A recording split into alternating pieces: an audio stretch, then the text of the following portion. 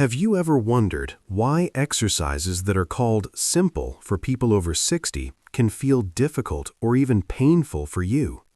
It's not because you're lazy, and it's not because you're weak. It may be because those exercises are no longer truly suited to your body. I know this isn't easy to hear. To be honest, at first, I didn't think this way either. Because out there, you'll see many messages like, just do these 5 exercises, just a few minutes a day, and everything will improve. But what happens in reality? When you try, your knees start to feel uncomfortable, your shoulders tighten, your back doesn't feel right. And then you ask yourself, am I doing it wrong? Or is my body already too late? I want to tell you something very directly. Not every exercise that is called good is suitable for you after the age of 60. If you keep trying to follow along just because someone says everyone can do it, you may actually be making things harder for yourself. But that doesn't mean you have to stop. It simply means you need a different approach, slower, more appropriate, and more realistic for your body today.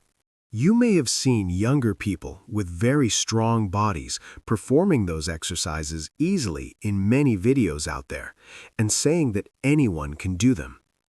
When it comes to this, I want to be honest with you. I have also given the wrong advice before. I used to think if others can do it, then anyone can do it. But then I realized if you are over 60 with sensitive knees, shoulders that are no longer as flexible as before, or simply a body that is not the same as it was 20 years ago, then that is no longer true for you. That is not your fault. It simply means those videos were not designed for your body in the first place. If you're here, you may have experienced one of these. Your knees feel a bit painful when standing up. Your shoulders no longer feel comfortable when supporting yourself with your hands. Your back gets tired easily when bending down, or simply you feel your body is not as stable as before. You may still be able to walk and carry on with daily tasks, but deep inside, you know things are slowing down a little. If that sounds like you, then you're in the right place. You don't need to be perfect, and you don't need to be as strong as before. You just need to want to maintain stability within your own body. I'll put it very simply. After 60, the issue is no longer just muscle weakness. It is a combination of joints that are not as flexible as before, balance that becomes easier to lose, and slightly slower body control and reflexes. That means you don't need more difficult or complex exercises. You need more suitable ones. It's not about training harder, but about training in a way that fits your current body. When you do it correctly, you won't feel more pain. Instead, your body will begin to cooperate with you a little more each day. Right now, I'm not going to start with the easiest exercise. I will start with the most important one, but also the one that many people are overlooking. Exercise 3. Balance control while turning. Most falls don't happen when you are standing still. They happen when you turn your body. Level 1. If you're not confident yet. Stand near a chair. Lightly place both hands on it. Gently turn your body to the right, then return to center. Then to the left. Move slowly, don't rush, as if you were checking your body. Level 2. Reduce the support from your hands. Turn a bit wider. Level 3. No hands. Turn, pause for 1 second, then return. If you feel slightly unsteady, that is exactly why you need this exercise. Exercise 2. Step control. Many people are not weak, they simply lack control over their steps. Level 1. Stand behind a chair. Step 1 foot forward, then bring it back, very slowly. Level 2. Step a bit farther, hold for 1 second, then return. Level 3. Step forward, hold, then shift your weight onto that foot before returning. You may notice your leg shaking slightly or feeling unsteady. That is completely normal. I see this very often. Exercise 1. Direction control, gentle up-down. This is an exercise that few people practice, but it is extremely important. Level 1. Stand next to a low step. Place one foot up, then bring it down immediately. Level 2. Place your foot up, hold for 1 to 2 seconds, then step down. Level 3. Step fully up, then come down slowly.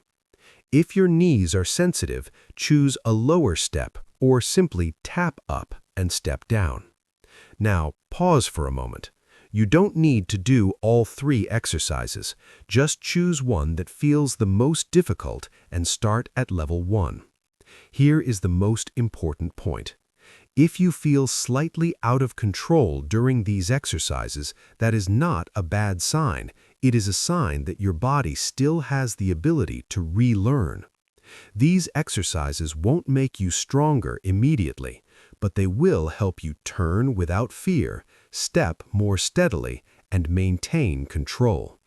Especially for those over 60, that matters more than any number in the gym. If you've just tried those exercises, you may have realized something. Not every exercise suits you. And I want to make this very clear.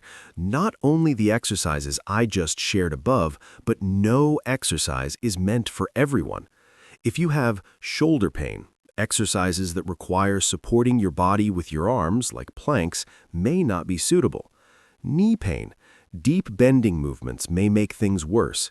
Back issues, bending incorrectly can cause discomfort. What matters is this: you don't need to force yourself to do it. Many people think, this exercise is good, so I must do it. But the reality is, an exercise is only good when it suits your body. If a movement causes pain, skip it. There is always another way that is more suitable for you. Once you know which exercises suit you and which ones to skip, the next step is to make everything clear and simple. Here is how you can start. Choose 1 to 2 exercises that feel the safest.